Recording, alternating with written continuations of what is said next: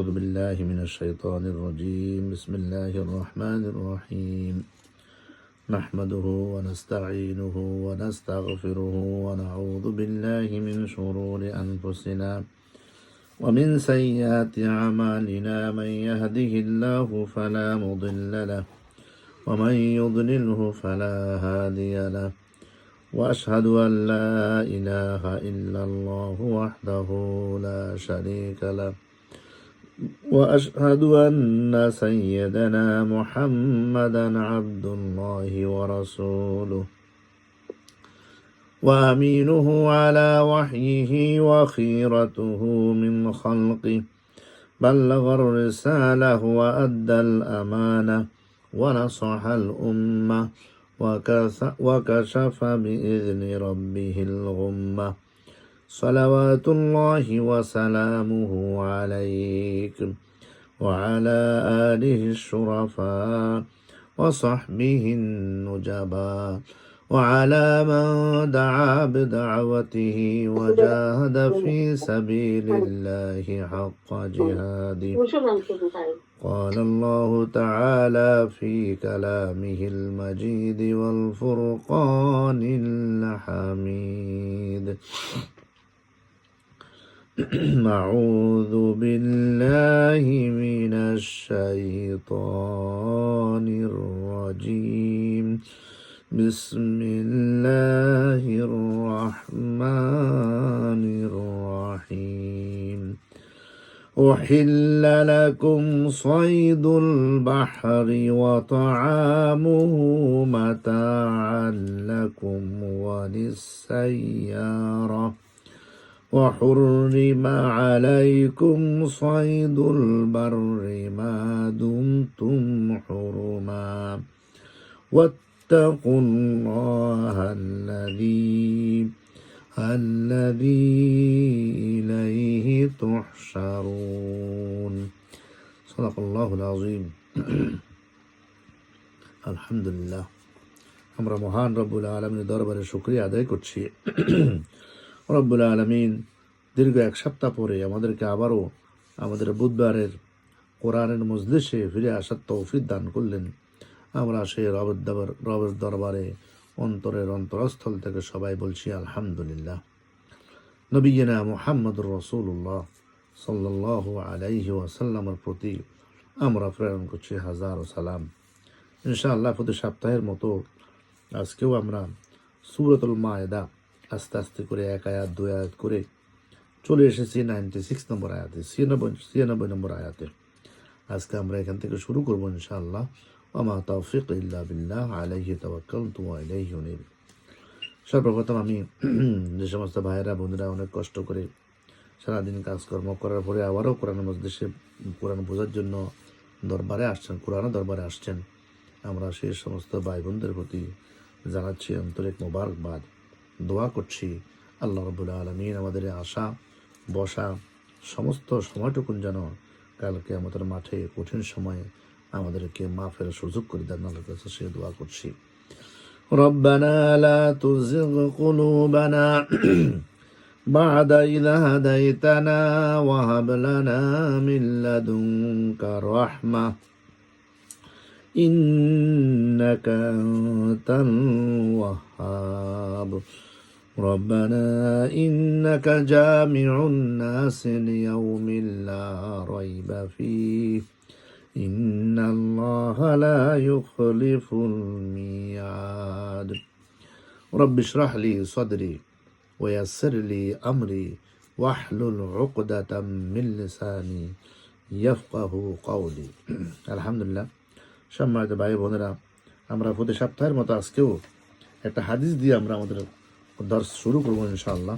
প্রতি সপ্তাহে যেরকম আমরা একটা হাদিস শুনি, আজকে একটা হাদিস আমরা শুরু করবো ইনশাআল্লাহ। হাদিসটা হচ্ছে আয়েশা রাদিয়াল্লাহু তাআলা আনহা قالت قال رسول الله صلى الله عليه وسلم الذي يقرأ القرآن وهو ماهر به مع السفرة الكرام بررة والذي يقرأ القرآن ويتتعتع فيه وهو عليه شاق له أجران আও কামা ক্বালা আলাইহিস সালাতু ওয়াস সালাম।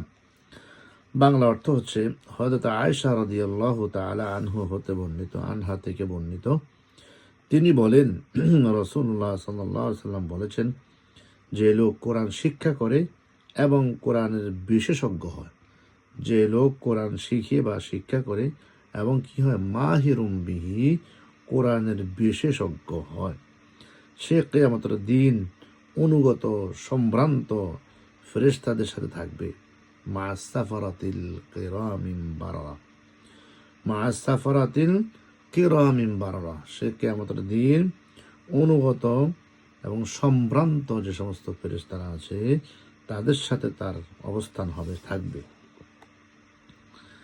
ওয়াল্লাযী ইয়াকরাউল কুরআন ওয়া ইয়াতাতাআতাউ ফীহি ওয়া হুয়া আলাইহি শাকুন লাহু আজরান। হাদিসের অপরাংশ, আর যে লোক কোরআন তেলাওয়াত করে এবং তা তেলাওয়াত করতে করতে আটকে যায়, যে লোক কোরআন তেলাওয়াত করে আর কোরআন তেলাওয়াত করতে করতে কি আটকে যায়, আর তা তেলাওয়াত করা তার জন্য কষ্টকর হয়, ওয়া হুয়া আলাইহি শাকুন, এবং সেই তেলাওয়াতটা করতে তার জন্য কষ্ট হয়, লাহু আজরান, আল্লাহ নবী তাকে ঘোষণা দিয়েছেন তার জন্য দ্বিগুণ সওয়াব রয়েছে, তার জন্য দ্বিগুণ সওয়াব রয়েছে। আল্লাহু আকবার। আসুন ভাইয়েরা বোনেরা, আমরা পারলেও না পারলেও চেষ্টা করতে থাকি কোরআন তেলাওয়াত করতে এবং কোরআনের মাহের হইতে। যে কোরআনের মাহের হওয়া যায়, তাহলে আল্লাহ রাব্বুল আলামিন নবীর মাধ্যমে বলছেন তাদের স্থান হবে সম্ভ্রান্ত এবং অনুগত ফেরেশতাদের সাথে, মা সাফারাতিল কিরামিন বারারা। আল্লাহু আকবার। ওই সমস্ত ফেরেশতাদের সাথে আপনার আমার হাসর হবে, বসা হবে, থাকা হবে। আর যদি কোনো ব্যক্তি কোরআন তেলাওয়াত করতে গিয়ে তার কষ্ট হয়, হা বলতে খা হয়ে যায়, খা বলতে হা হয়ে যায়, সঠিক উচ্চারণ করতে পারে না, সঠিক বলতে পারে না, তার জন্য ওহুয়া আলাইহি শাকুন, তার জন্য পড়তে কষ্ট হয়। আল্লাহ নবী বলছেন লাহু আজরান, তার জন্য রয়েছে 2টি সওয়াব। আল্লাহু আকবার। সম্মানিত ভাইয়েরা বোনেরা, আসুন আমরা এই হাদিস, ছোট্ট হাদিসের উপর আমল করি। আমরা চেষ্টা করি ইনশাআল্লাহ প্রতিদিন কোরআন তেলাওয়াত করতে এবং কোরআনের মাহের হতে, যাতে করে আল্লাহ রাব্বুল আলামিনের কাছে আমরা কোরআন দিয়ে মাপ পেতে পারি, কোরআন আমাদের পক্ষে আমাদের দিন যেন কথা বলে। আসুন আজকে আমরা হাদিসের পরে আমরা চলে আসবো ইনশাআল্লাহ আমাদের ধারাবাহিক তাফসীর 96 নম্বর আয়াত, সূরাতু আল মাইদা। আমরা যেটা তেলাওয়াত করবো ইনশাআল্লাহ আবারও, এরপরে আমরা শাব্দিক অর্থ খেয়াল করব। শাব্দিক অর্থ খেয়াল করার পরে পুরা টেক্সটে আল্লাহ রাব্বুল আলামিন কি বলছেন আমরা সেটা বোঝার চেষ্টা করব। এরপরে আল্লাহ নবী কি বলছেন, সাহাবারা কি বলছেন, উত্তরসূরিরা কি বলছেন, সেখান থেকে কয়েকটি হাদিস আমরা শুনে আস্তে আস্তে অগ্রসর হব ইনশাআল্লাহ। ওয়া তাওফিক ইল্লা বিল্লাহ, আলাইহি তাওয়াক্কালতু ওয়া ইলাইহি উনীব। আল্লাহর কাছে আমরা আশা করছি আল্লাহ রাব্বুল আলামিন যেন এই কোরআন, তার বাণী, এই কোরআনটাকে আমাদের জন্য বুঝতে সহজ করে দেন, পড়তে সহজ করে দেন। আর আজকে যে হাদিস পড়লাম, মা সাফারাতিল কিরামিন বারারা, অত্যন্ত নবল সম্ভ্রান্ত ফেরেশতাদের সাথে আমাদের যেন থাকার ব্যবস্থা করেন আখিরাতে। আল্লাহর কাছে তামান্না করেই আজকে আমরা শুরু করলাম। আসুন সবাই কোরআন খুলে বসুন এবং মিলান সূরাতুল মাইদা আয়াত নম্বর 96। أعوذ بالله من الشيطان الرجيم، بسم الله الرحمن الرحيم. أحل لكم صيد البحر وطعامه متاعا لكم وللسيارة، وحرم عليكم صيد البر ما دمتم حرما واتقوا الله الذي إليه تحشرون। আয়াত নম্বর 96। শাব্দিক অর্থ উহিল্লা লাকুম। আল্লাহ রাব্বুল আলামিন কি বলছেন উহিল্লা লাকুম বলে? উহিল্লা লাকুম, হালাল করা হয়েছে, লাকুম তোমাদের জন্য। উহিল্লা মানে হালাল করা হয়েছে, লাকুম তোমাদের জন্য। সয়দ মানে শিকার করা, সয়দুল বাহরে সমুদ্রে শিকার করা, সমুদ্রে শিকার করা এটা তোমাদের জন্য হালাল করা হয়েছে। ওয়াতআমুহু, তা খাওয়া, শিকারি খাওয়া, সেটাও আল্লাহ রাব্বুল আলামিন হালাল করেছেন। মাতাআন ভোগের জন্য, লাকুম তোমাদের, ওয়ামানি এবং লিসাইয়ারা পর্যটকদের জন্য, ওয়ামানি আর হুররিমা নিষিদ্ধ করা হয়েছে, আলাইকুম তোমাদের জন্য, সৈদ মানে শিকার, আল বার মানে স্থলের, মা দুমতুম হুরুমা যতক্ষণ তোমরা থাকবে ইহরাম অবস্থায়, ওয়া মানে আর তাকু তোমরা ভয় করো আল্লাহ রাব্বুল আলামিনকে, আল্লাযী যার ইলাইহি নিকট তুহশারুন তোমাদেরকে সমবেত হতে হবে। এটা হচ্ছে শাব্দিক অর্থ। আমরা মিলাই দেখি আল্লাহ তাআলা কি বলছেন, টেক্সটটা আমাদের বুঝতে হবে। ওয়াহিল্লা লাকুম সয়দুল বাহার, তোমাদের জন্য হালাল করা হয়েছে সমুদ্রের শিকার করা ও তা খাওয়া, সমুদ্রের মাছগুলাকে শিকার করা এবং সেগুলা খাওয়া, এটা আমাদের জন্য আল্লাহ রাব্বুল আলামিন হালাল করেছেন। তোমাদের এবং ভ্রমণকারীদের ভোগের জন্য, তোমাদের এবং ভ্রমণকারী যারা মুসাফির হবে তাদের ভোগ বিলাসের জন্য। আর তোমাদের জন্য নিষিদ্ধ করা হয়েছে স্থলের শিকার, যতক্ষণ তোমরা ইহরাম থাকবে। তাহলে ইহরাম অবস্থায় যখন থাকবো আমরা, ততক্ষণ কি স্থলে কোনো রকম শিকার আমরা করতে পারবো না। ওয়াত্তাকুল্লাহ, আল্লাহ রাব্বুল আলামিনকে ভয় করুন, আল্লাযী ইলাইহি তুহশারুন, যার নিকটে আমাদের সবাইকে সমবেত করা হবে একদিন। এটা হচ্ছে মোটামুটি শাব্দিক অর্থ, তাই না? এরপরে আয়াতের অর্থ আমরা আয়াতের ব্যাখ্যাটা শুনি ইনশাআল্লাহ, এর পরবর্তী আয়াতে যাওয়ার আগে ইনশাআল্লাহ এখানে সুবহান রাব্বিল আলামিন, আল্লাহ রাব্বুল আলামিন এখানে কি বলছেন একটু আমরা খেয়াল করি। ইমাম আবু তালহা রাদিয়াল্লাহু তাআলা আনহু ওয়াহিল্লা লাকুম সাইদুল বাহর আয়াতের মর্মার্থ বর্ণনা করলেন, যা তোমরা নদী থেকে শিকার করো। ওয়াহিল্লা লাকুম তোমাদের জন্য হালাল করা হয়েছে, সয়দুল বাহরে নদীতে যা শিকার তোমরা করো। তবে নদীতে যা শিকার তোমরা করো সে সমস্ত শিকারগুলোকে তোমাদের জন্য হালাল করা হয়েছে। এটা বলেছেন কি আবু তালহা সাহাবী। যা তোমরা নদী থেকে শিকার করো তার তরতাজাগুলো তোমাদের জন্য হালাল করা হয়েছে।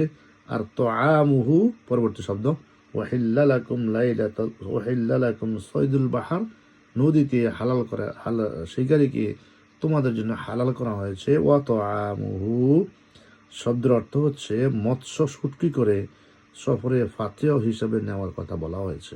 তিনি বলছেন তাআমুহু শব্দের অর্থ হচ্ছে শিকার করার পরে সেই মাছগুলাকে শুকিয়ে শুটকি করে তোমাদের সাথে রাখি এবং সফরে যাওয়ার সময় তোমরা সেগুলা খাওয়ার জন্য তোমরা সেটা নিতে পারবা। তাহলে সেটাকে বলা হয়েছে তাআমুহু। আর ওয়াহিল্লা লাকুম সয়দুল বাহর, নদীতে শিকার করে মাছগুলা খাওয়া আমাদের জন্য হালাল করা হয়েছে। এরপরে বলছেন যদি তোমরা বেশি শিকার করে থাকো, শিকার করার পরে যে সমস্ত মাছগুলো মরে যায় সেগুলোকে শুকিয়ে তোমরা কি করতে পারবা, শুটকি বানিয়ে তোমরা সফরে বের হলে সেগুলো তোমাদের সাথে নিয়ে তোমরা খেতে পারবা। তো আমহ বলে সেটাই বোঝানো হয়েছে। আল্লাহ তাআলার সামনে দিয়ে আমরা অবশ্যই ইকরাম ইবনে আব্বাস তিনি বলেন, তো আমহু যে সকল অর্থে সে সকল শিকারীকৃত মৎস্য যা শিকার করার পরে মরে গেলে নদীতে ফেলে দেওয়া হয়। যে সমস্ত মাছগুলা শিকার করার পরে নদীতে ফেলে দেয়, কারণ এত মাছ খাবে কে, তখন সে মাছগুলাকে ধরে আবার সাগরের উপরে এনে সেগুলোকে শুকিয়ে ফেলে সেগুলোকে শুটকি বানানো এবং সফর অবস্থায় কিন্তু তোমরা এগুলো নিয়ে বের হয়ে খাও, তাতে কোনো সমস্যা নেই, তোমরা খেতে পারবা, তোমাদের যেটা জাওয়াজ করা হয়েছে। ইমাম ইবনে জারির রহমতুল্লাহ আলাইহি উনি বলেন, তিনি বলতেছেন আব্দুর রহমান ইবনে আবু হুরায়রা ইবনে ওমর একজনকে জিজ্ঞাসা করলেন, আবু ওমরকে জিজ্ঞাসা করলেন, ইবনে ওমর রাদিয়াল্লাহু তাআলা আনহুকে জিজ্ঞাসা করলেন, নদী অনেক মৃত মৎস্য কুলি নিক্ষেপ করে। অনেক সময় দেখবেন নদীতে যে সমস্ত মাছ মরে যাওয়ার পরে সেগুলো সাগরে থাকে না, সাগরের ঢেউ সাথে সাথে এগুলো কি করে চলে আসে কিনারায়। তো উনি বলতেছেন অনেক সময় আমরা দেখি, উনি জিজ্ঞাসা করছেন এক সাহাবী ওমরকে, অর্থাৎ ওমর রাদিয়াল্লাহু তাআলা জিজ্ঞাসা করছেন কি নদীতে অনেক মৃত মাছ কুলে নিক্ষেপ করে, আমরা সেগুলোকে খাবো, এগুলোকে আমাদের জন্য খাওয়া জায়েজ হবে? যে সমস্ত নদীতে মাছ মরে যাওয়ার পরে সাগরের মধ্যে সে সমস্ত মাছগুলো যখন পানি ঢেউ সাথে সাথে নদীর কিনারা চলে আসে, মরা মাছ, এগুলো খাওয়াকে আমাদের জায়েজ হবে? একা জিজ্ঞাসা করছেন ইবনে ওমর ইবনে খাত্তাব রাদিয়াল্লাহু তাআলা আনহুকে জিজ্ঞাসা করছেন। এই কথা বলে ওমর ঘরে এসে কোরআন খুলে সূরা উনি বলছেন তোমরা খাবে সেগুলো, তোমরা সেগুলো খাবে। প্রথম বলছে না সরি উনি ওমর রাদিয়াল্লাহু আনহুকে জিজ্ঞাসা যখন করা হলো যে মাছ যেগুলো সাগরের পানিতে ভেসে ভেসে আমাদের সম্মুখে চলে আসে, নদীর কিনারে চলে আসে, সেগুলোকে আমরা খাবো কিনা। উনি বলছেন না, তোমরা সেগুলো খেতে পারবে না, এগুলো তোমরা কি করো না, খাবে না, না বলে দিচ্ছেন উনি, তোমরা এগুলো খাবে না। এই কথা বলে ইবনে ওমর রাদিয়াল্লাহু তাআলা আনহু ঘরে এসে কোরআন খুলে সূরা মায়দা ওয়া তাআমুহু মাতাআল লাকুম ওয়া লিসাইয়ারা আয়াত পড়ে তৎক্ষণাৎ বলেন, যাও প্রশ্নকারীকে বলো যেন সে সমুদ্রের কূলে নিক্ষেপ করা মাছ খায়, কারণ আল্লাহ রাব্বুল আলামিন কোরআনে ভাষ্যমতে সেগুলো খাদ্যের অন্তর্ভুক্ত করেছেন। আল্লাহ রাব্বুল আলামিন ওয়া তাআমুহু বলে এগুলো বলে আল্লাহ রাব্বুল আলামিন সেই মাছগুলোকে খাওয়ার অন্তর্ভুক্ত করেছেন। সুবহানাল্লাহি ওয়া বিহামদিহি। তো আমহু দ্বারা সে সকল মৎস্যকে বোঝানো হয়েছে যেগুলো মৃত আর যেগুলা নদীর কিনারে এসে পানির ধাক্কায় স্রোতের সাথে এসে ভিড়ে, এই সমস্ত মাছগুলো খাওয়াকে যদি জায়েজ হবে, সেগুলো ঠিক থাকে, তাই না? আল্লাহু আকবার। তাহলে ওয়াহিল্লা লাকুম সাইদুল বাহর ওয়া তাআমুহু মাতাআল লাকুম। তাআমুহু অর্থ সেই সকল মৎস্য যা মৃত অবস্থায় নদীতে ফেলে দেওয়া হয়। কেউ কেউ হাদিসকে হযরত আবু হুরায়রা রাদিয়াল্লাহু তাআলা বর্ণনা করেছেন। মাতাআল লাকুম ওয়া লিসাইয়ারা, এই আয়াতের শেষ অংশে আল্লাহ রাব্বুল আলামিন বলছেন তোমাদের ও সমুদ্রের পর্যটকদের জন্য, তোমাদের ও সমুদ্রের যারা পর্যটক যারা ঘুরবে তাদের জন্য, অর্থাৎ হে সংশোধিত লোকেরা, তা তোমাদের জন্য উপকারী খাদ্য সামগ্রীর অন্তর্ভুক্ত। সাইয়ারা শব্দ অর্থ বহু বচন, তাই না?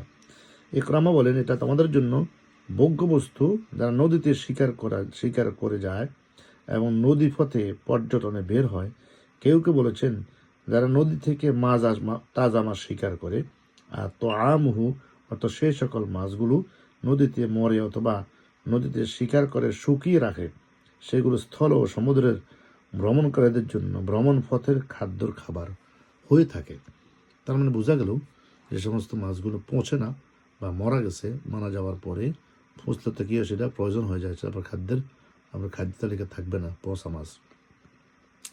বা যে সমস্ত মাছগুলো সাগরের পাড়ে পাওয়া যায় অথবা শিকার করার পরে মরে যায়, এই সমস্ত মাছগুলোকে শুকিয়ে এগুলাকে শুটকি বানিয়ে যারা ভ্রমণে বের হয় তারা সেগুলো তাদের সাথে নিয়ে খেতে পারবেন। এটাও আল্লাহ রাব্বুল আলামিন আমাদের জন্য হালাল করছে। তবে উল্লেখ্য জমহুর উলামা আলোচ্য আয়াত থেকে মৃত মৎস্য হালাল হওয়ার দলিল গ্রহণ করেছেন। সবাই এখান থেকে মৃত মাছ হালাল, শিকারি হালাল, নদীর সব কিছু হালাল, এখান থেকে সবাই কি করেছেন? দলিল গ্রহণ করেছেন। যা ইমাম মালিক বিন আনাস ইবনে ওয়াহাব থেকে তিনি কায়সান থেকে তিনি আব্দুল্লাহ ইবনে রাদিয়াল্লাহু তাআলা থেকে বর্ণনা করেছেন। জাবের ইবনে আব্দুল্লাহ বলেন, সুন্দর ক্লিয়ার একটা হাদিস, ভালো করে আমরা সবাই শুনি। জাবের ইবনে আব্দুল্লাহ নদীর মাছ যে হালাল এই ব্যাপারে দলিল, তাই না? নদীতে শিকার করার পরে যদি মাছ মরে যায় সেগুলো খাওয়া হালাল, এবং শুটকি বানিয়ে পরবর্তীতে সেগুলো খাওয়া সেটাও হালাল।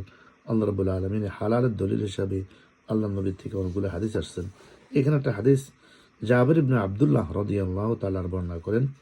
জাবের ইবনে আব্দুল্লাহ বলেন, একবার আমরা রাসূলুল্লাহ সাল্লাল্লাহু আলাইহি ওয়াসাল্লাম আবু উবাইদা ইবনে জাররাহকে আমির করে উপকূলবর্তী অঞ্চলে একদল সৈন্য পাঠান। সুবহানাল্লাহ। কাকে আমির বানাইছেন? আব্দুল্লাহ ইবনে জাররাহকে, ওবায়দুল্লাহ জাররাহকে। এই দলের সৈন্য সংখ্যা ছিল মোট 300 জন।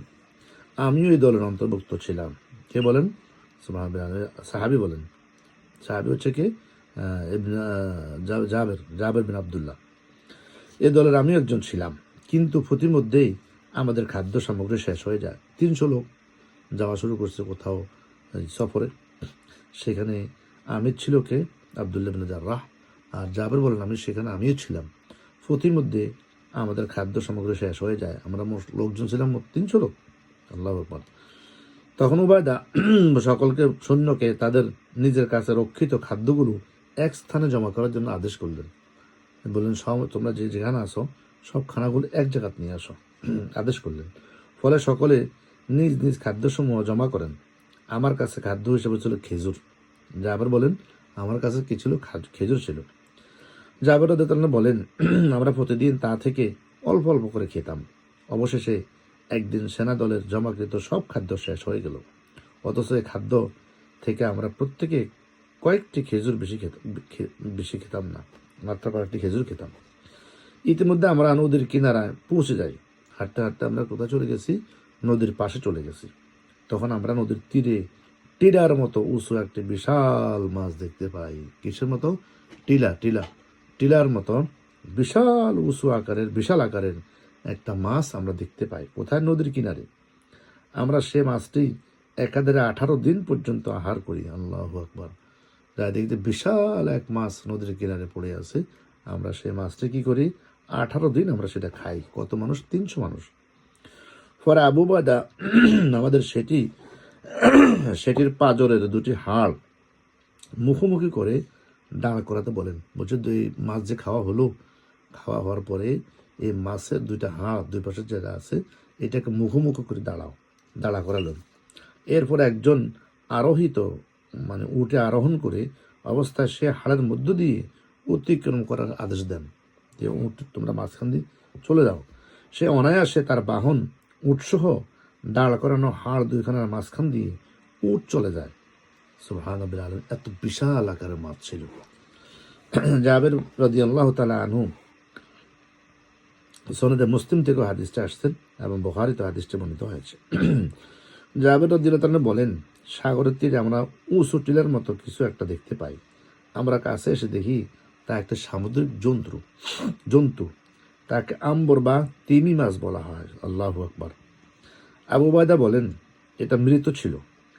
পরক্ষণে তিনি আবার বলেন, না, আমরা রাসূল সাল্লাল্লাহু আলাইহি ওয়াসাল্লামের কাছে পাঠানো সৈন্যদল, আমরা ক্ষুধায় মরে যাচ্ছি। এই মুহূর্তে আমরা এই মাছ থেকে খেতে বাধ্য। এই মুহূর্তে কি আমরা এই মাছটা খেতে বাধ্য, আমরা খাবো এটা। অতএব তোমরা সকলে এই সদ্য মৃত মাছটি গোস্তর চাহিদা মতো খাও। এইমাত্র মারা গেল মাছটা, অতএব গোস্ত যেরকম তোমরা খাও সেটা তোমরা এই মাছটাকে তোমরা সেভাবে খেতে শুরু করো। আমরা তথা এসে 1 মাস স্থাপন করি। ওই 300 লোক সেখানে কতদিন? 1 মাস ওনারা সেখানে অবস্থান করেন। আমরা ছিলাম 300 লোক। এই মৎস্য খেয়ে আমরা সকলে মোটা তাজা হয়ে উঠি। আল্লাহু আকবার। খেতে খেতে আমরা সবাই কি হয়ে যাই? মোটা তাজা হয়ে যায়। আর মৎস্যটির চোখের কোটের ভিতরে বর্তন ভরে তেল তুলে নিয়েছিলাম। ওরে বাবারে, চোখ তার এত বিশাল চোখ ছিল, সেখানে বিশাল আকারের কোটা ঢুকাইয়া সেখান থেকে চোখ থেকে এত তেল তারা তুলে নিয়েছিলেন। এমনকি মৎস্যটির দেহ থেকে গরুর গোশতের টুকরার মতো একটা টুকরা আমরা কেটে কেটে নিয়ে রাখি। জাবের আরো বলেন, আবু উবায়দা সে মৎস্যটিকে চোখের কোটোর মধ্যে থেকে 13 জন লোককে বসিয়ে দিয়েছিলেন। 13 জন লোককে চোখের কোটার মধ্যে বসিয়েছিলেন। এত বিশাল তারপর জায়গা ছিল।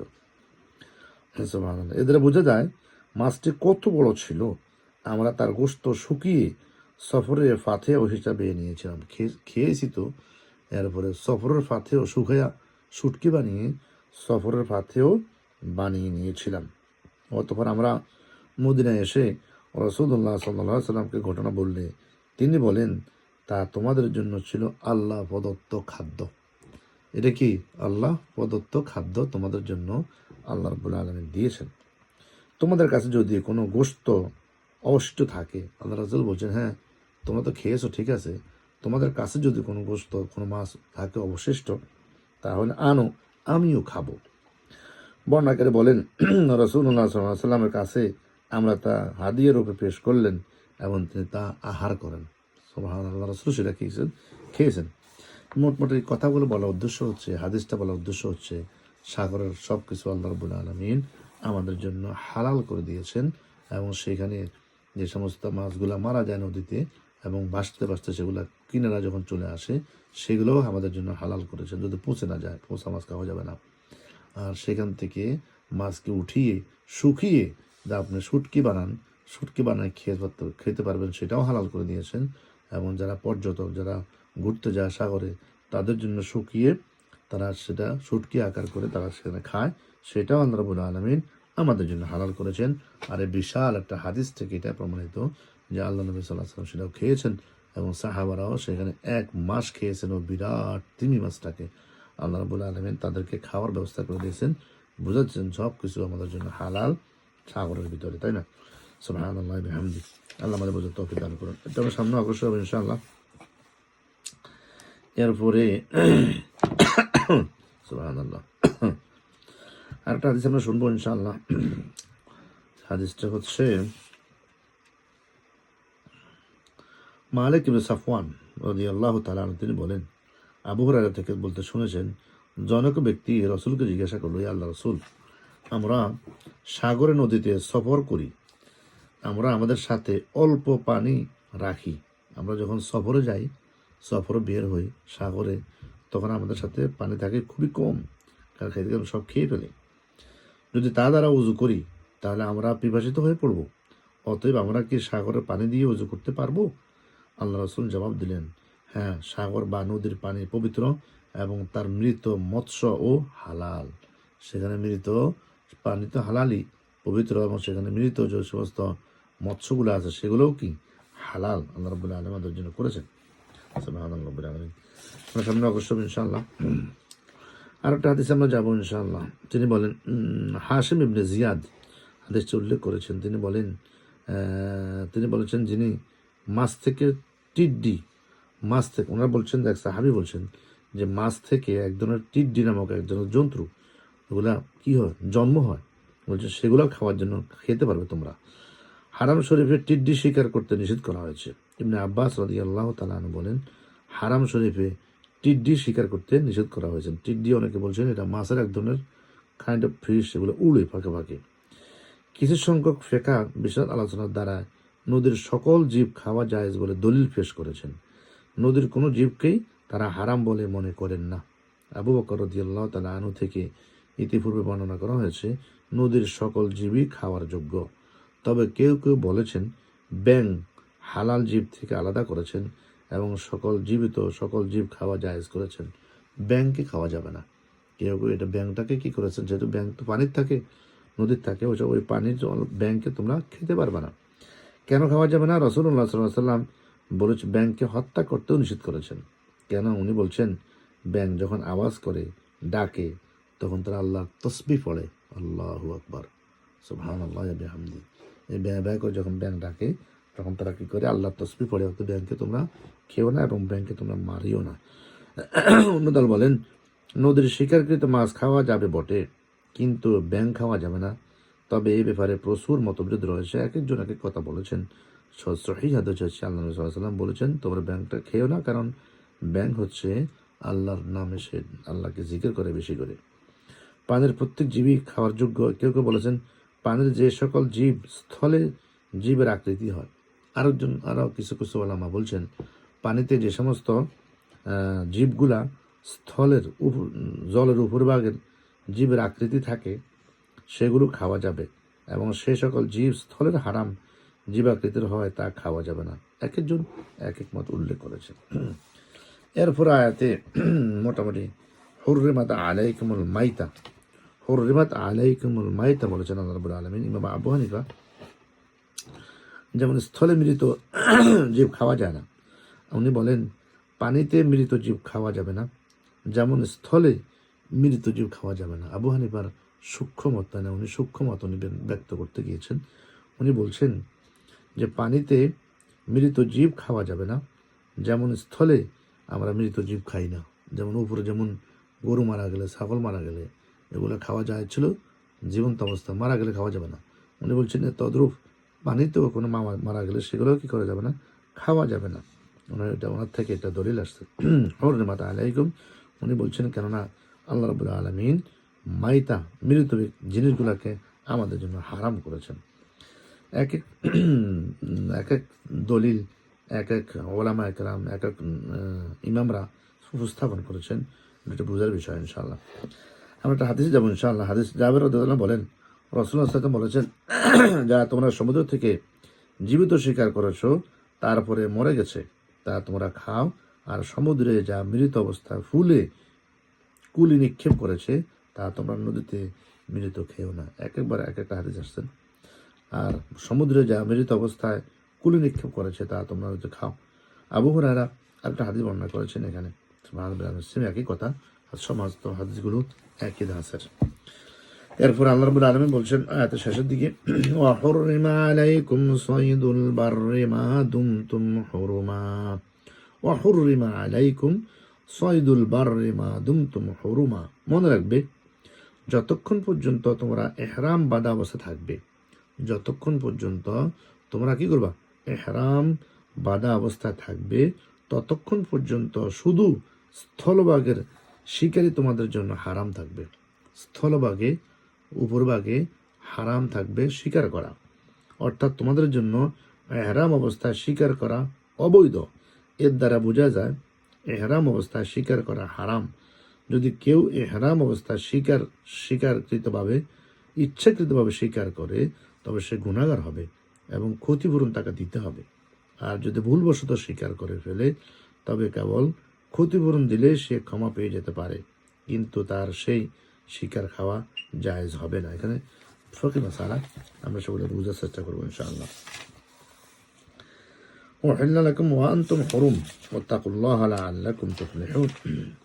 ইমাম আহমদ বর্ণনা করেন, উনি বলতেছেন যে জাবের ইবনে আব্দুল্লাহ থেকে আমাদের হাদিস বর্ণনা করেছেন। জাবের ইবনে আব্দুল্লাহ বলেন, এবং আমি রাসূলুল্লাহ সাল্লাল্লাহু আলাইহি ওয়াসাল্লাম বলতে শুনেছি, কি শুনেছি, স্থলের শিকারকৃত জন্তু তোমাদের জন্য হালাল, স্থলে শিকারকৃত জন্তু তোমাদের জন্য হালাল। সাঈদ বলেন ওয়া আনতুম হুরুম, আর সাহাবী বলেন এর অর্থ তোমরা তোমাদের জন্য শিকার কিংবা তোমাদের ইঙ্গিত সহযোগিতায় শিকার করা না হওয়া উচিত। তিরমিজিতে একটা হাদিস আসছেন, তিনি বলেন আমরা জানা নেই, কিন্তু জাবের রাদিয়াল্লাহু তাআলা থেকে তার হাদিসটি বর্ণনা করেছেন।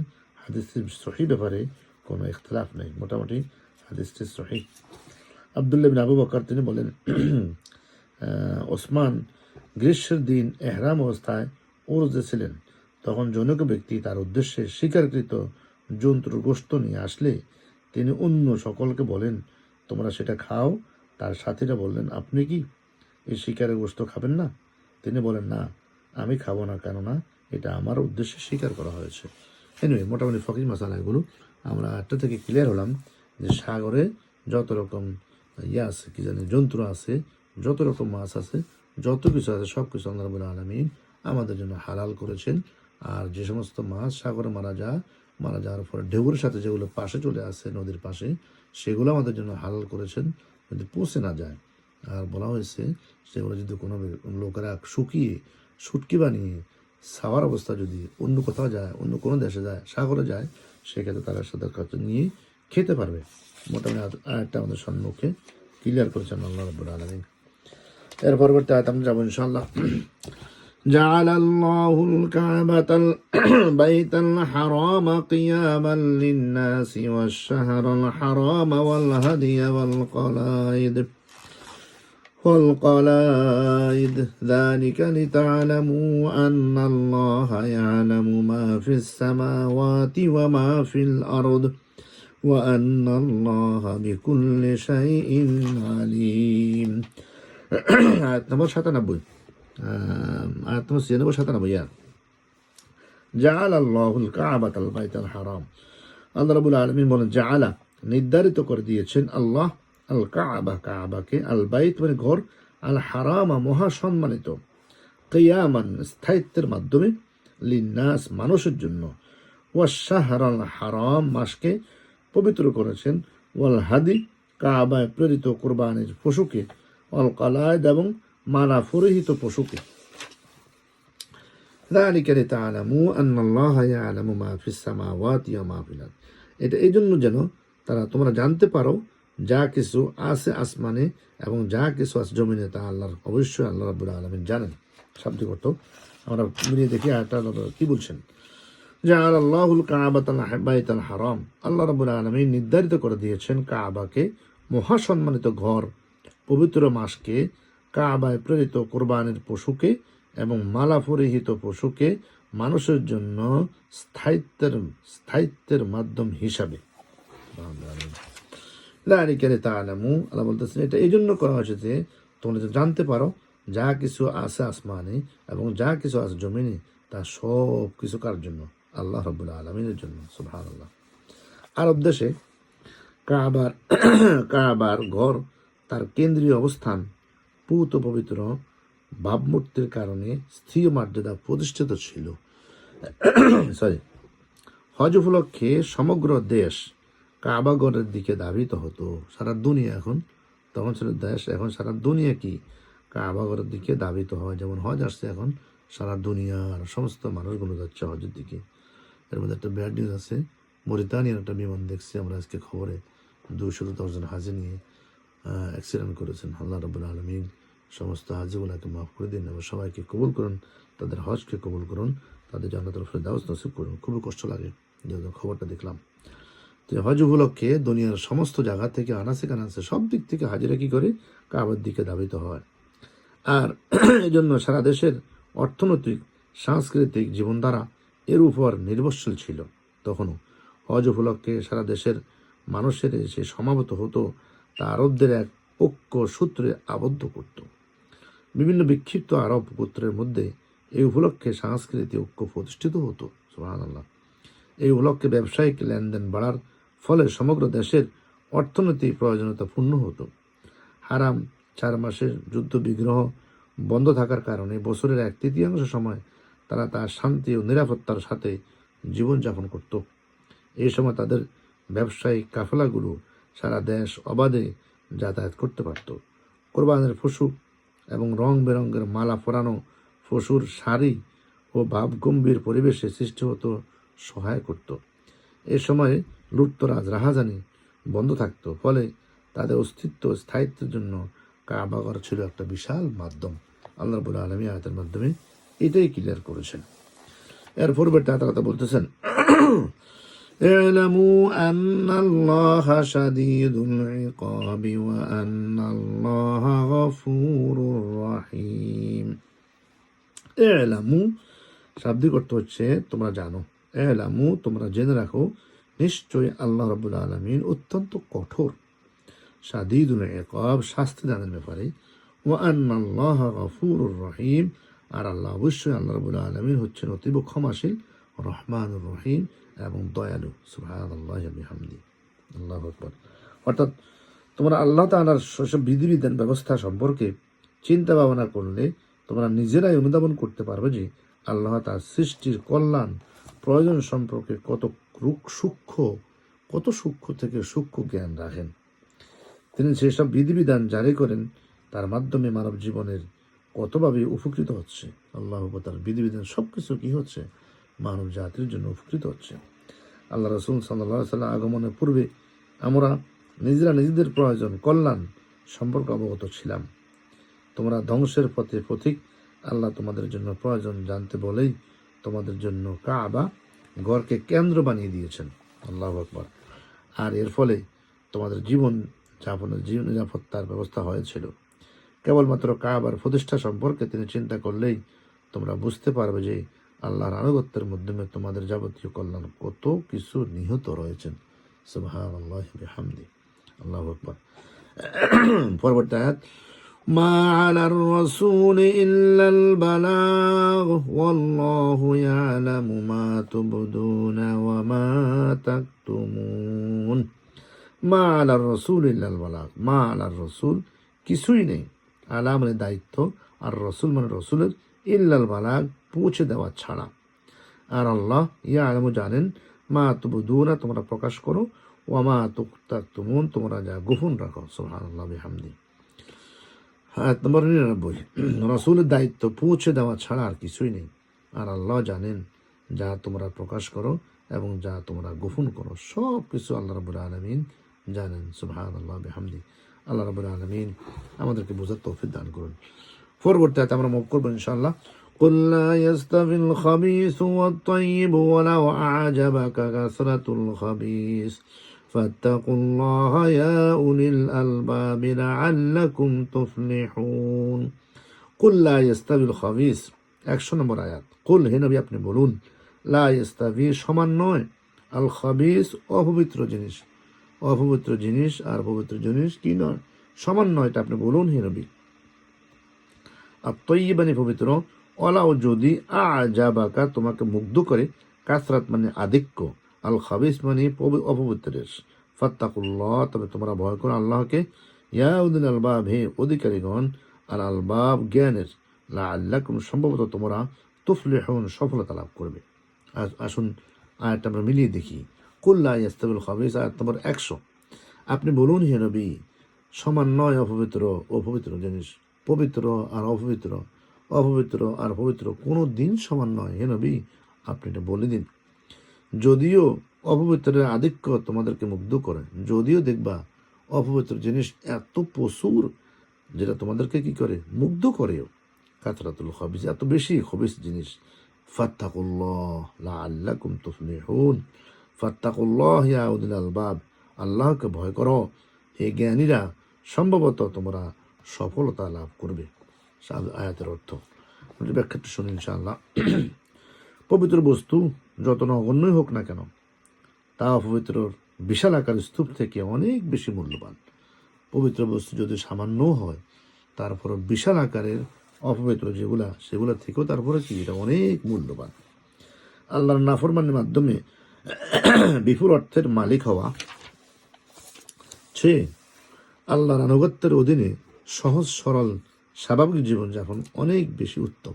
দেখছেন, স্বাভাবিক জীবনযাপন অল্পতে তুষ্ট থেকে হালালভাবে সেটা অনেক বেশি কি উত্তম। আবর্জনার একটি বিরাট স্তূপের চেয়ে এক ফোঁটা আতরের মূল্য অনেক বেশি। আল্লাহু আকবার। আবর্জনার বিশাল স্তূপ যেখানে পড়ে আছে, সেখান থেকে সুন্দর মেশকাম্বরের এক ফোঁটা আতর তার চেয়ে 1000 গুণে বেশি। আর তাই যারা যথার্থ বুদ্ধিমান ও জ্ঞানী, তারা আল্লাহর আনুগত্যের অধীনে হালালভাবে উপার্জন জিনিস নিয়েই সন্তুষ্ট থাকে।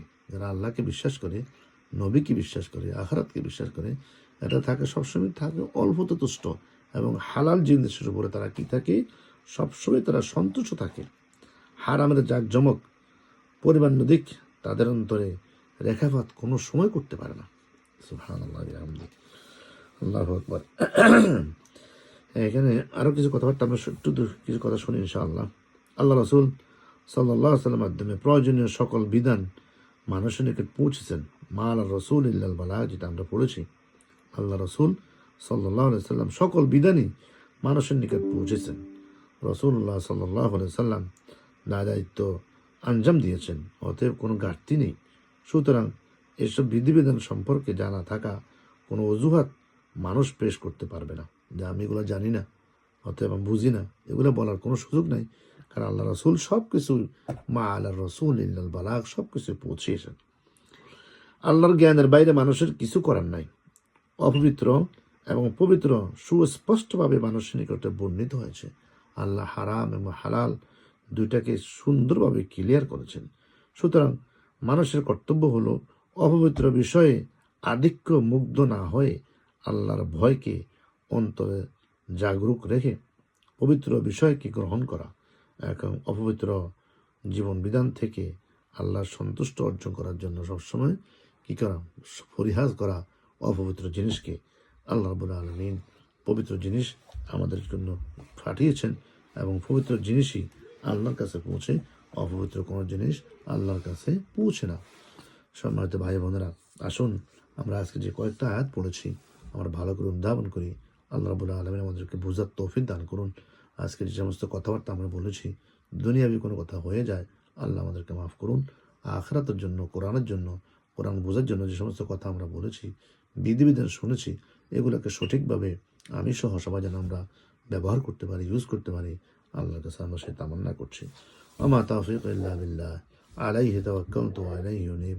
হাযা মা ইলমি ওয়াল ইলমু ইনদাল্লাহ। সুবহানাকাল্লাহুম্মা ওয়া বিহামদিক, আশহাদু আল লা ইলাহা ইল্লা আনতা, আস্তাগফিরুকা ওয়া আতুবু ইলাইক। আসসালামু আলাইকুম ওয়া রাহমাতুল্লাহি ওয়া বারাকাতুহু।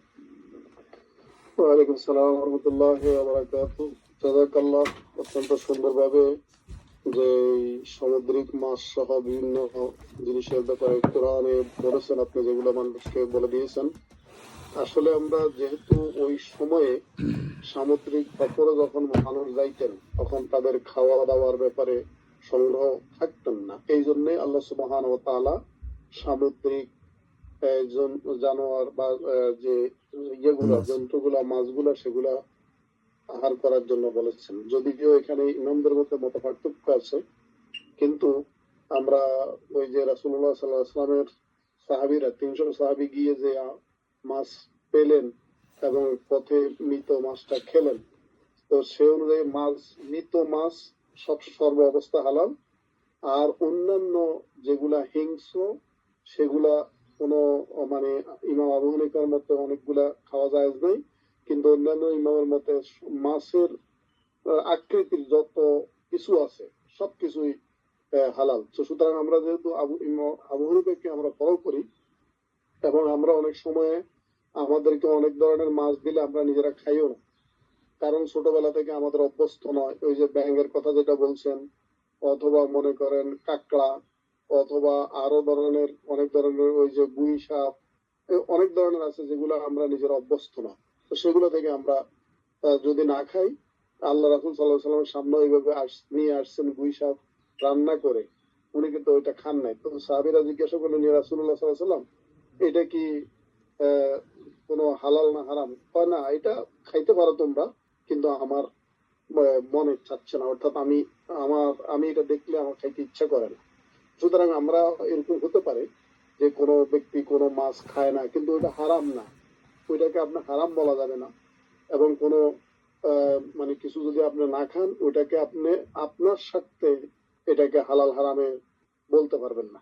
এটাই আমাদের জন্য জানা দরকার।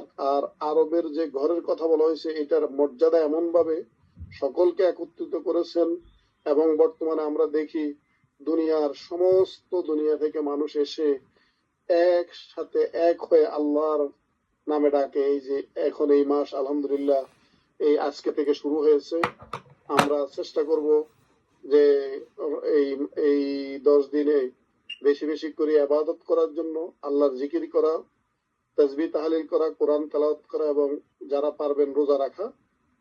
এরপরে সর্বশেষ যে কথাটা বলা হয়েছে যে আল্লাহ সুবহানাহু ওয়া তাআলার এই আয়াতের যে মূল্য, 100 নম্বর আয়াতে যেটা বলছেন যে যে একটা মানদণ্ড আল্লাহ আমাদের সম্মুখে পেশ করছেন, অর্থাৎ আপনার হালাল হারাম, যে অনেকে হারাম কোটি কোটি টাকার মালিক, ব্যবসা বাণিজ্য, অবৈধভাবে ইনকাম, এবং দেখা গেছে যে মদের ব্যবসা, সুদের কাজ কারবার, ওই সমস্ত দেখে এবং ওদের বিয়ে শাদিতে বিশাল বিশাল অট্টালিকা করে তারা যে কাজগুলো করে, আর আমরা ওগুলা দেখে নিজেরা যেন কোনো অবস্থাতেই মানে মনের থেকে কোনো কিছু না আসে যে এই লোকটা নাফরমান এত কিছু করতেছে আর আমি ইবাদত করতেছি, ইসলামকে মানতেছি, আমার কেন এই অবস্থা?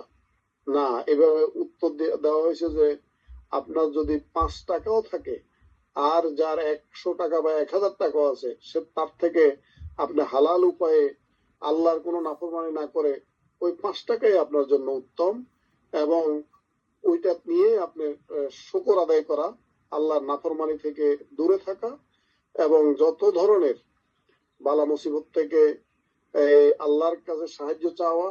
এখানে বলছে, এত সুন্দরভাবে উদাহরণ দিচ্ছেন যে আবর্জনার যদি একটা তুফও থাকে, স্তূপ বড়, আর এক ফোঁটা যদি আতর থাকে, তাহলে বলছে যে আতরের মূল্যটাই আল্লাহর কাছে অত্যন্ত বেশি। এভাবে অনেক, যদি মনে করেন আপনার ধন সম্পদ থাকলো কিন্তু সেগুলাতে যাকাত দেন নাই, হালাল